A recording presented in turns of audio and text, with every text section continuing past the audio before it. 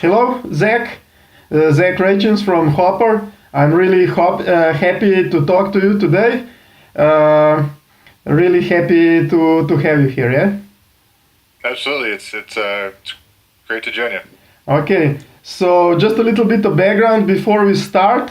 I met Zach at an airline conference where we were talking about digital retailing and digital merchandising, and he works for a very innovative OTA, Hopper, which is very data driven and digital. And this is why I thought it's a great. He's a great person to start to talk about all things digital analytics, data science, and digital merchandising. So Zach, maybe just before we start digging into topics, a little bit of background about what you do and what Hopper does for the people who don't know it yet. Yeah, sure. So my background is primarily in technology, from startups to large companies, working on things like software product management and merchandising has been a big focus of mine. I now lead merchandising and revenue strategy at Hopper. Hopper is a mobile-only, app-only OTA, and we predict the price of airfare. So we help users plan and book their travel through helping them find the best value in flights and hotels, and that's kind of it. Okay, yeah, very interesting. I downloaded your app and I said the design and user experience is really great, and especially the flight prediction. I think it's something that all people are buying airfare are very curious and always very specific about. So you mentioned that your role is digital merchandising, and one point that you addressed at the airline conference was to me very interesting. You said that you're missing engagement when it comes to airline, but also other travel digital retailing. Can you tell a little bit more about that? So when you say missing engagement, I'm not sure if I'm Missing following that. engagement with users, engaging with user more, asking them about flexibility. I saw that you guys at Hopper are very into that, building engagement, not just one-way communication, let's say bombarding people with emails. Yeah, absolutely. So we love to use feedback loops with users. So not just kind of understanding what they're doing and what they're searching for and what they're interested in. That's certainly a big part of it. But explicit feedback and asking users kind of like what their goals are. And yeah, for example, when they search for multiple things that have overlapping dates, but different destinations, it's kind of we take that as a signal that they might be flexible. And often we'll deliberately ask people whether it be by push notification or in the apps through our conversation with them. We'll ask them if they are flexible and kind of get to a different granularity with different questions. And what we find is that users are super open to telling us what they want because they trust Hopper and know that we can deliver that to them. So, for example, the AI that we use to suggest different trips, different destinations, different dates, stuff like that, converts almost 3x better than what users actually search for in the app. So we're very good at understanding both the implicit intent and understanding kind of like what users might be looking for, but also combining that with some of the more explicit asking them questions. And through the trust that we have built, through the conversation that we have from their dreaming phase to kind of like their planning phase, we build up a lot of trust, and consumers are very open to answering questions from us that feedback loop kind of can keep developing. Okay, you mentioned the feedback loops and some automated, let's say, triggers that you have, like in-app notification to build engagement. Is this how your merchandising techniques are, let's say, embedded in it? So that user is more like feeling like engaging with you, you're trying to solve the problem instead of hard push or hard sell. Absolutely. So Yeah, and so one thing we believe a lot in, and people talk a lot about personalization, and we certainly talk a lot about that as well. The way that we look around at personalization is just at every step of the way improving relevance. So every time that a user gives us some input, whether it be a search or a booking, um, and gives us explicit feedback, meaning answers a question, it helps us to continue to improve that relevance so that we never want to put a single thing in front of a user that we don't already know or that has a very high probability of being relevant. And that kind of starts at the very early stages of where do I want to go, that kind of continues through the exploration and decision making and booking process, and it continues post booking as well as we kind of continue to talk to users about their trip and planning it and additional things they might want to add to their trip, additional things they might want to clarify about their trip. So every input that a user gives us, whether it be implicit or explicit, kind of continues to be refined and added and appended to them so that we can be as relevant as possible at every step in the customer journey. Okay.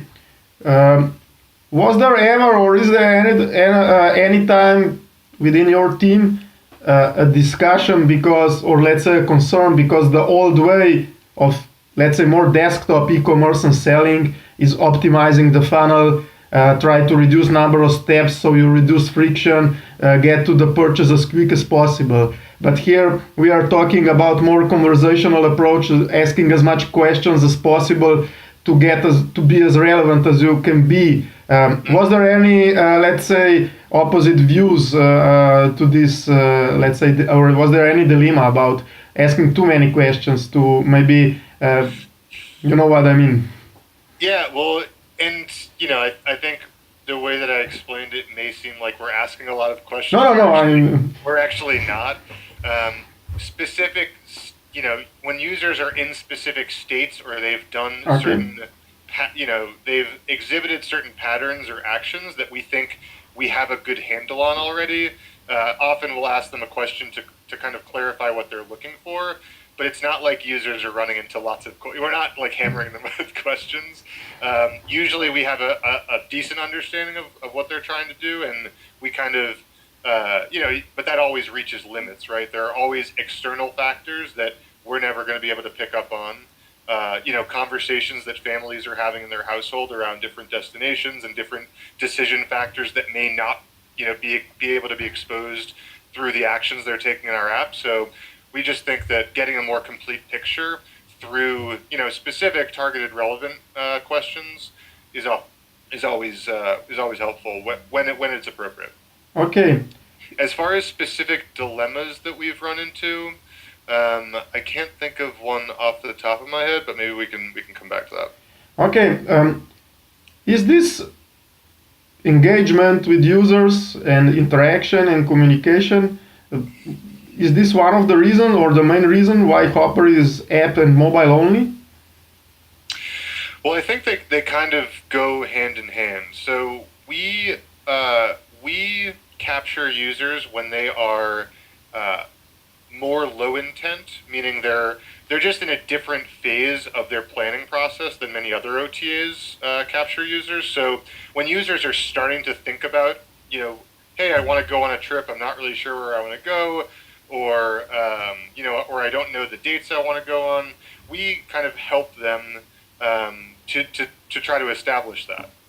Um, so we help them early on in the travel process to and having that conversation with them. So mobile does play into that. I think the way that we can have a conversation with users from the time that they're very low intent and just starting to look for things, all the way till the time they make their booking, and then adapting that conversation to hey, now you're planning a trip. We recognize that when people book flights, at the very beginning of kind of their trip planning process, not the end. So yeah, I think the mobile aspect of it, kind of being in people's pocket, being accessible to them when they want to talk to us, but also with push notifications and over SMS, trying to kind of like trying to initiate a relevant conversation and allow them to initiate a relevant conversation. I think that's a big part of it. But I think they go kind of hand in hand. Okay, understood. Going back to your um, initial thing, or the primary role when you said you're looking at merchandising at Hopper. One of the things I think that you mentioned on the in the conference, airline conference in London, was that at Hopper you do all, let's say, upselling, cross-selling, merchandising, post-booking. What is the reason for that? Yeah, so a lot of it is done post booking. We are certainly, yeah. I mean, when you do things post booking, there's certainly, you're removing the risk that you might risk, core conversion. Okay. So that's certainly part of it. I think we will start to do more things prior to booking over time as we see fit. It is really it's a relevance thing though. So I think we're very weary of what traditional companies have done on desktop, where you're not necessarily seeing relevant offers all the time. You're really seeing what could be relevant to you. So when you see an offer like a car rental on an OTA site, you're probably seeing that because it could be relevant to you, not because it definitely is relevant to you. Obviously, you're never going to show something to a user that's going to be relevant 100% of the time, but you should have kind of a bevy of options, and you should know, a probability of relevance. And that's kind of like what we're building out is kind of lots of different options that, based on, who's traveling and what kind of trip it is, we can properly segment you to know what we should be showing you. And over time, that just creates for a much more just coherent, better experience. Okay, you mentioned probability, yeah, and this is showing the relevant offers, not the what could be relevant. And I agree 100%. You mentioned the car example. Data shows that, for example, airlines, I don't know, upsell cars at around 1-2%. So it's basically offered to relevant to 1 or 2% of the people. Yeah. So and most of them are showing them to all, yeah.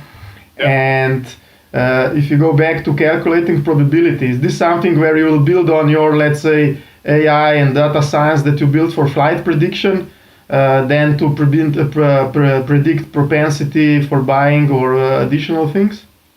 Yeah, absolutely. I mean, I think on the airline ancillary side and on kind of the other ancillary side, um, you know, you could look at it. There's a couple different ways we look at it. Number one, there's an eligibility criteria. Certain people won't be relevant. Certain offers just won't be relevant to certain people. And I think, building off the car rental example, there are certain destinations in the world where you would never consider buying a car rental. And so we'd never want to show it to those users. Now, when you say maybe 1 to 2% of people buy car rentals, there are certainly more than that it could be relevant to. But using data like past car rentals or past trips, or just specific destinations or specific types of segments. So you might use a derived customer segment to know that a user is a business traveler. You might have another derived customer segment where you know that you have a family traveling and it's a 2-week trip and they're going to have tons of luggage.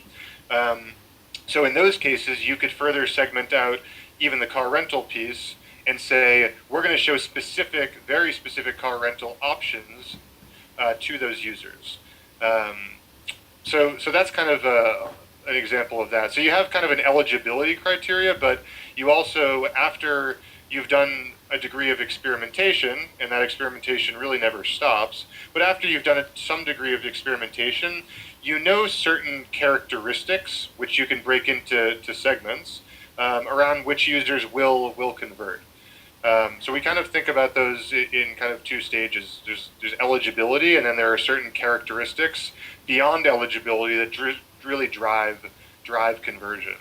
And kind of building off that, we'll, really never want to show an offer to a user, certainly that they're not eligible for, but also like going even further that they're, they don't have a characteristic set where they're at very high probability to convert. And the way that we look at that, just to take a step further, is like, well, you might say like, well, what if you don't have anything that you could sell to a user, or you don't have something that they're very high probability to convert on?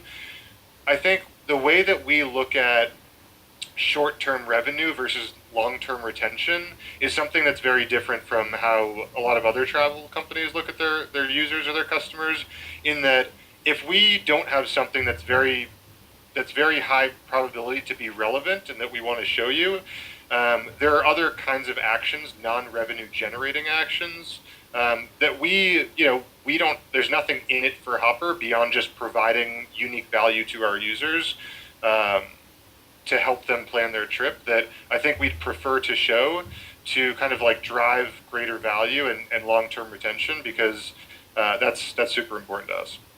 Okay, understand. You mentioned before building customer segments and profiles. This is one area where you also apply AI. Yes, it's like to build, to identify and to build these segments and build this let's say, a similar audience and to calculate all these things. Yep. Yeah. So I mean, certainly, like, I think as we think about personalization, there's that's kind of a, a never-ending journey. I'll say you don't ever achieve personalization. Yeah, true. um, it's really just about, again, incrementally improving relevance as a user does more, and as they kind of tell you more about them. Um, so so yeah, there will always. It's not like we have four core customer segments and that's who we Yeah, speak to, because we know that, if you look at travel at a user or a customer level, me as a customer, I'm gonna book maybe uh, maybe I'll book 5 trips this year, and all 5 of those trips could be extremely different if you look at them. So it's very hard to define users or customers from a segment level, because, hey, like, I might book a trip up to our Montreal office with a 10-day advance, and I might leave on a Tuesday, come back on a Thursday, and you might, if you looked at me like that, you might say, oh, Zach, we've derived a customer segment around Zach, and he's a business traveler. But then in 6 months, myself and my wife and my son might go to somewhere like Cancun, and we might leave on a Saturday and we might come back on a Sunday. And in that sense, you might say, oh, Saturday night stay, check. Week long, check. There's 2 people of these ages, one person of this yeah. age. I think this is a family. So it's very hard to derive customer segments around like users or customers, and it's much easier to do that around trips. So I think you could look at any given user and you'd still see many different trip types.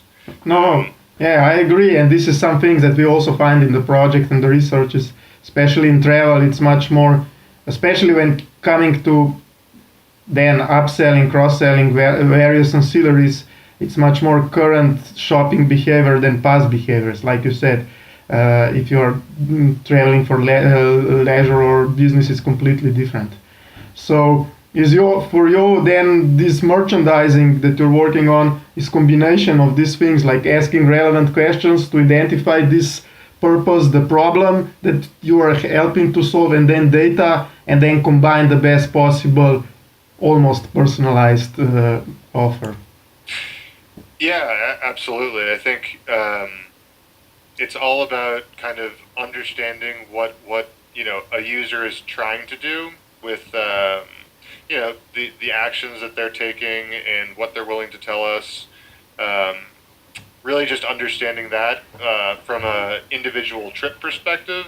And once you have users who have booked multiple trips, and you can start to kind of wrap those together, there may be some more that you can do with that, but I think it's mostly kind of at a trip level where we're trying to really improve the relevance of kind of everything we're doing from the dreaming phase and helping users find great value and relevant flights and hotels, carrying that through to the flight selection level where we're rolling out a feature pretty soon where users won't just see kind of a price sorted list. They'll see the flights that are most relevant to them based on a lot of different factors.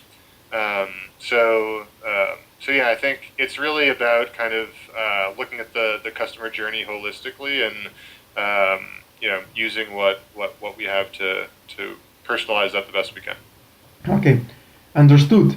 To wrap it up, not to lose too much of your time, what is one thing maybe when it comes to, let's say, digital merchandising, retailing, all these things that we talked, that you are most excited about, that you are most excited about to do in the near future?